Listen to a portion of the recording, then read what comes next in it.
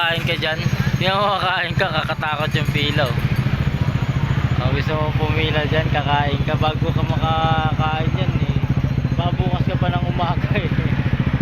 Bukas ka pa umaga makakain. Sana, uwi na lang tayo.